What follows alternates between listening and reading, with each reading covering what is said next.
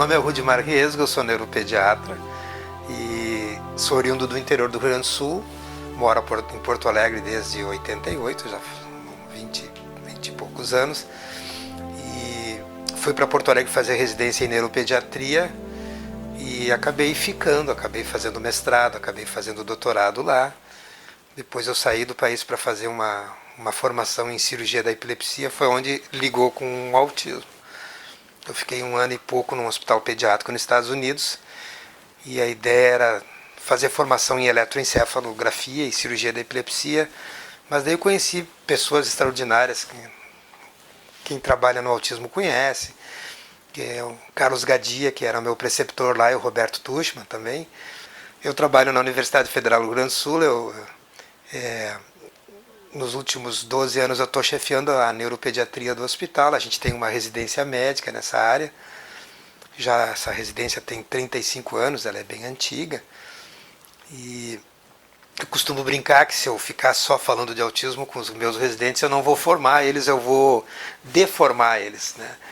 Que eles precisam saber outras áreas. A gente tem um ambulatório de crianças com AVC, tem um ambulatório de crianças com problemas de aprendizado, um ambulatório de crianças com autismo, são 15 ambulatórios e a gente avalia mais ou menos umas 14 mil crianças por ano, então é um volume muito grande. Então o autismo está dentro desse volume aí.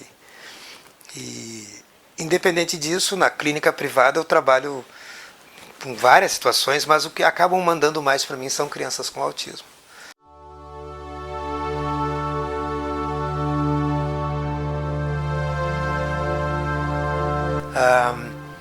O caminho, se é um caminho curto, se é um caminho longo, e isso é uma coisa que nós temos nos perguntado, assim, porque o autismo foi descrito em 1943, então faz muitos anos, e as pessoas de várias partes do mundo, todos muito motivados, todo mundo tentando, né, identificar as origens e o caminho a seguir, mas é muito difícil porque, se fosse fácil, já tinham encontrado, né? Na minha experiência, na minha vivência, para entender o autismo, a gente tem que entender que ele é um desvio do comportamento e um desvio do desenvolvimento, e que as crianças com autismo são como nós somos diferentes de nós mesmos, tem pessoas de vários tipos de comportamento, pessoas com vários tipos de inteligência, vários tipos de oportunidades, enfim. Então, assim, em termos de causa, agora melhorou um pouco, vamos dizer, a abordagem da área médica, que é da onde eu venho, porque houve, na década de 70, na década de 90, houve uma injeção muito grande de recursos da Organização Mundial de Saúde para investigar o cérebro. Então essa foi a década do cérebro, e dali surgiram várias novidades, que, é claro, agora já não são novidades. Bom, mas eu sou da época que isso era novidade, então eu sou do século passado. Depois, com o projeto Genoma, mais uma vez, né, uma janela enorme de possibilidades, e atualmente cada vez mais se vê que tem algo de genético no autismo, mas não é puramente genético, é mais ou menos 40, 60, né, 40 ambiental, 60 genético, e às vezes pende para o outro lado, dependendo do enfoque de cada pesquisador.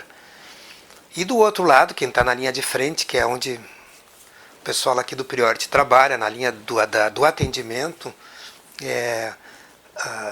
o arsenal em termos de medicação é muito restrito, não existe uma medicação específica para o autismo, existe medicação para os sintomas, se tem epilepsia, se é muito agitado, se não consegue dormir, se é muito ansioso, se é muito agressivo, se é desatento, conforme os sintomas que a criança possa ter, a gente pode minimizar, mas resolver, na minha concepção, o que tem de mais efetivo é o tratamento não medicamentoso, que esse dura para sempre, né? Esse fica para sempre, a resposta demora um pouco mais aos pais verem, mas em nome do meu paciente, porque eu tenho procuração do paciente para cuidar do interesse dele, eu tenho que cuidar para que os pais não desanimem, porque a criança não desaprende, não tem a menor chance dela andar para trás. Depois que passou o período daquela crise, do diagnóstico, do sofrimento, tudo, daí para frente ela só avança. Cada um tem a sua velocidade, mas eles não desaprendem. Isso aí é o principal de tudo. E atualmente assim a ideia dentro da área médica, vamos dizer, seria mais customizar. Eu costumo falar que nas farmácias tem medicamentos por sintomas e vai chegar um dia que vai ter, não é isso, mas eu vou fazer de conta que é uma prateleira para o João, para o Pedro, para o Paulo, para a Maria, para Carlos, porque uma medicina daí, uma medicação customizada. Então isso possivelmente vai ser o futuro.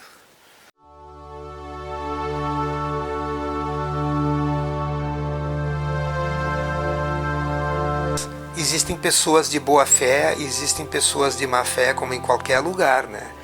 E uma família fragilizada com diagnóstico dessa magnitude torna os pais vítimas potenciais para charlatões. Então isso é uma coisa bem séria e eu sempre peço que os pais ou as pessoas que queiram pedir opinião sobre um assunto desse tipo de complexidade, de complicação, que busque informação nas ONGs, que são formadas por pais e por profissionais que trabalham na área, ou nos órgãos governamentais, que têm sites para buscar, porque a internet ela é livre e essa liberdade permite que as pessoas coloquem o que quiserem. Inclusive pessoas que querem, isso tem que ser dito, ganhar dinheiro com a ansiedade, ou com a pressa, ou com a angústia dos pais. E é muito difícil da gente fazer isso, né? Então, dentro do possível, converse com o seu médico, converse com o seu pediatra. Toda criança tem um pediatra que cuida dela, que acompanha ela desde o nascimento. Então, sempre que tiver dúvida em relação a alguma proposta, fale com os profissionais da clínica onde está fazendo o atendimento, porque existem muitas propostas, principalmente em termos de medicação, porque é uma tentativa de abreviar algo que, pelo menos por enquanto, não tem como ser abreviado. Então, a ideia aqui dentro do Priority dar um respaldo científico para o que está sendo feito aqui. Isso é uma caminhada que vai levar alguns anos, mas esse é o nosso propósito e o propósito é muito bom. Assim, as pessoas que eu encontrei aqui são pessoas de ótima índole e a ideia é transformar essas informações em algo que seja compartilhável com outras famílias e com outros profissionais. E publicar esses dados, esses resultados em revistas que tenham confiabilidade e que a gente possa fazer, além da assistência, tornar o Priority um polo de pesquisa também. Essa é a ideia.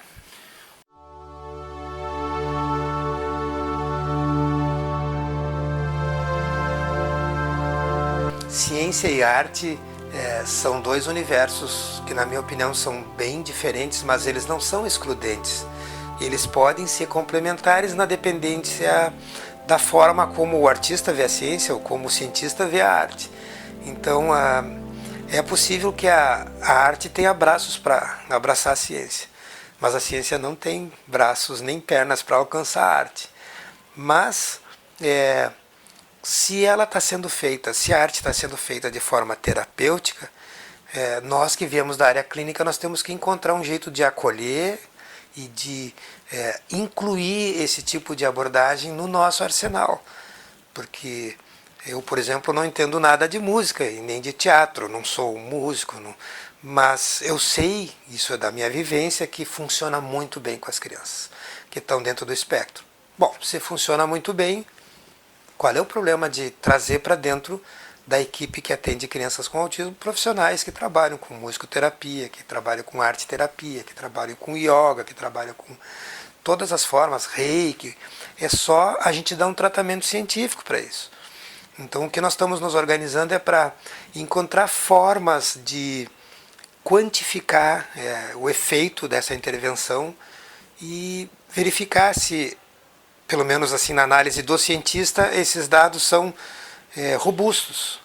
Uma coisa é o que a gente vê no dia a dia e outra coisa é o que a gente pode usar para convencer os céticos, né? E, bom, se de repente uma intervenção que é feita aqui ou noutra clínica não funcionar, não significa que as pessoas não tenham tentado.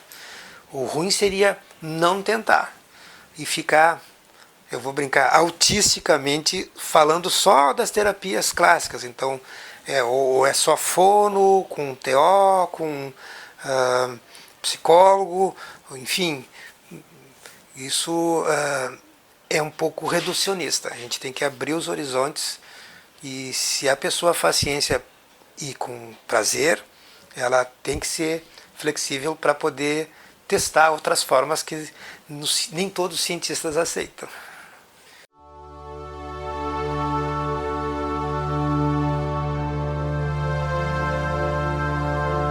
Estou submerso, no bom sentido, foi uma imersão e está sendo uma imersão desde a chegada, já faz alguns dias, e tenho tido a oportunidade de observar pela sala do espelho, por detrás e dentro também, dentro da sala junto com os terapeutas, formas de terapia que eu sabia que eram feitas, mas que eu não tinha visto sendo feitas assim.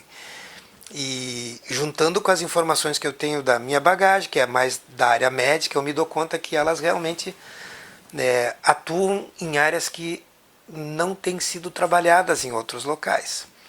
Por exemplo, trabalhar o corpo da criança. Eu não sou um terapeuta dessa área, eu trabalho com medicações, mas a gente se dá conta que quanto mais a criança conseguir conhecer seu próprio corpo, os limites do seu corpo, dessensibilizar dificuldades que tem em relação ao toque, texturas, enfim, melhor para ela. E o que eu tenho visto aqui é autoexplicativo, não precisa a pessoa ser muito não precisa ser muito atenta para observar assim. Eu tenho visto a mesma criança ser atendida por diferentes profissionais e eu tenho visto uma coisa que é bárbara, que é bárbara essa constatação, que é os profissionais compartilharem conhecimentos e toda a equipe cresce, né? Então, a possibilidade de uma criança terminar uma terapia que é feita por um profissional e ela naquele dia ela está precisando ser trabalhado um detalhe, e quando os profissionais se cruzam, estão no mesmo endereço, no mesmo andar ou no andar diferente, eles conversam, olha, hoje fulano está precisando trabalhar mais isso, e o outro profissional vai lá e trabalha. Isso economiza muito tempo.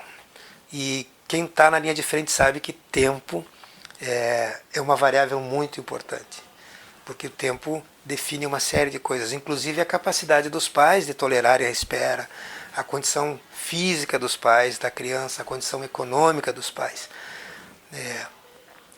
O que eu tenho visto aqui é algo que eu não vi em nenhum lugar, pelo menos na minha vivência. Pode ser que tenha pessoas que tenham mais milhares do que eu e viram, mas eu não vi, né? Capoeira, eu vi capoeira para um paciente com deficiência visual e o paciente se agacha na hora que o capoeirista passa a perna na frente. Como explicar isso? Eu vi dança para pacientes que não sabiam nem se agachar, nem se levantar.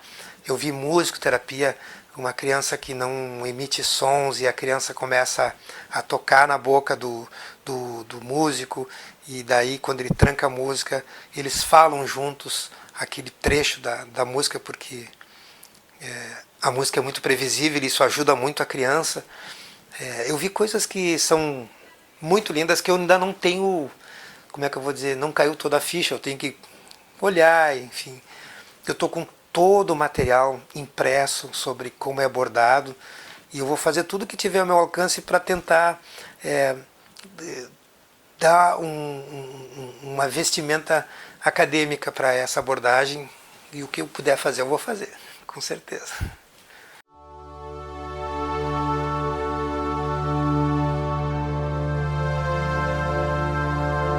O próximo passo é eu vou voltar para a universidade onde eu leciono, e o meu tema para casa é revisar todo o processo de avaliação e tentar aproveitar todas as informações que estão sendo colhidas de uma forma que a gente possa, à medida que vai avaliando e atendendo as crianças, ir coletando dados para que a gente possa publicar esses dados e para que a gente possa também aproveitar eles como autoaprendizado.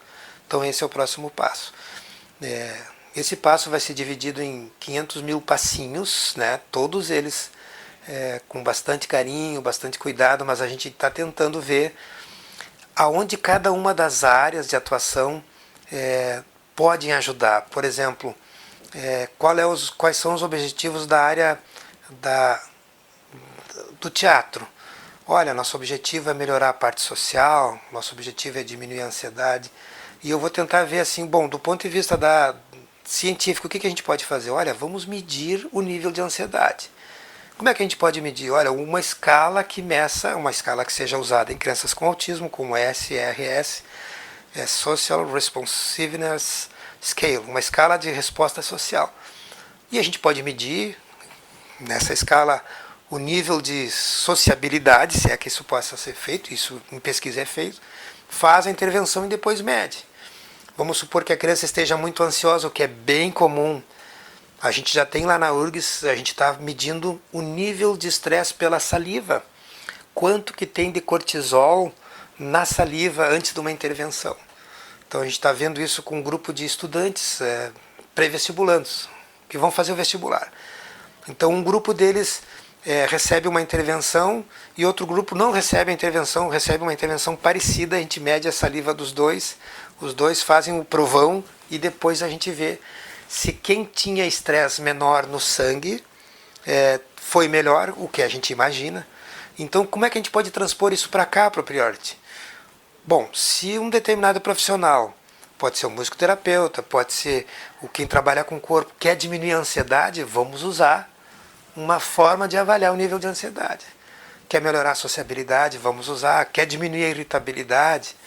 Os pais estão habituados com uma medicação, tem algumas medicações, mas uma delas é a risperidona.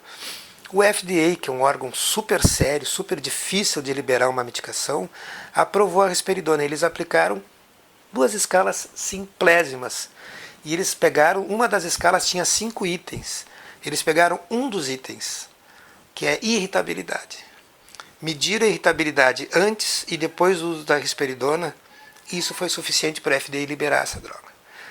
Então, por que não fazer isso com as outras terapias? O que impede de fazer com as outras terapias? Nada impede. Então vamos tentar ver como foi que eles aprovaram, por exemplo, a risperidona. É um exemplo tosco, mas a gente testou lá algumas drogas usando essa mesma sistematização. E eu não entendo dessas outras áreas, então primeiro eu preciso aprender, isso eu estou aprendendo bastante, vendo e observando, e vou tentar ver de que forma eu posso ajudar a tornar essas informações que possam ter um tratamento estatístico. Isso para quem trabalha com arte parece tosco, mas é a única forma que a gente tem de compartilhar a informação, para que ela mantenha um pouco da fidedignidade dela. Então o próximo passo é esse. É um passo bem grande, bem difícil, mas assim, se a gente conseguir fazer metade do que nós estamos pretendendo, a gente vai ter feito 4, 5 vezes mais do que já foi feito. Eu não tenho nenhuma dúvida disso, nenhuma dúvida.